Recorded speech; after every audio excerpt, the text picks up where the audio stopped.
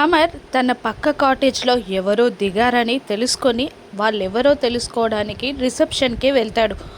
మా పక్క కాటేజ్లో దిగిందెవరు అని అమర్ అడగగానే వాళ్ళు హనీమూన్ కపుల్ సార్ అని అక్కడున్న వ్యక్తి చెప్తాడు.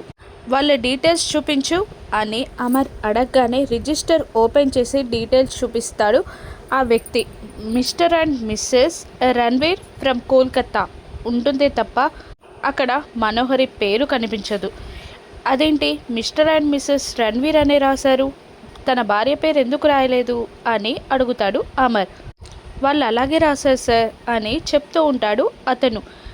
ఐడి ప్రూఫ్స్ చూపించు, ఐడి ప్రూఫ్స్ తీసుకోలేదా నిన్న వాళ్ళు దిగేటప్పుడు అని పక్కనున్న లాల్ సింగ్ అడుగుతూ ఉండగా, అయ్యో సారీ సార్, నిన్న హడావిడిలో మర్చిపోయాను అని అంటాడు అక్కడున్న వ్యక్తి. దాంతో నిజంగానే కాటేజ్లో ఉన్నది ఎవరో తెలుసుకోవడానికి రణ్వీర్ భార్యని వెతుక్కుంటూ లాల్ సింగ్ అమర్ వాళ్ళ పక్క కాటేజ్కి వెళ్తూ ఉండగా బాగి షాల్వా కప్పుకొని పరుగున బయటికి వస్తుంది. నువ్వెక్కడికి వెళ్తున్నావు అని అమర్ కోపంగా అడిగేసరికి, నేను చెప్పాను కదండి, నేను రణ్వీర్ భార్యని చూడాలి అనుకుంటున్నాను అని అనడంతో అమర్ లాల్ సింగ్ ఇద్దరు సైలెంట్ అయిపోతారు. ఆ పక్క కాటేజ్కి ముగ్గురు వెళ్తూ ఉంటారు.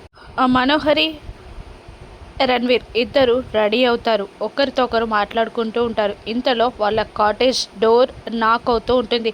ఆ సౌండ్కి గ్లాసెస్ పెట్టుకున్న రణ్వీర్ వెళ్ళి డోర్ ఓపెన్ చేస్తాడు. డోర్ ఓపెన్ చేయగానే అక్కడున్న వాళ్ళని చూసి షాక్ అవుతారు అమర్, లాల్ సింగ్, బాగి. లోపల ఎవరున్నారు? రణ్వీర్, మనోహరి ఇద్దరు అమర్ బాగీలకి కనిపించారా, లేదంటే ఈసారి మనోహరి ఎలా ఎస్కేప్ అయింది?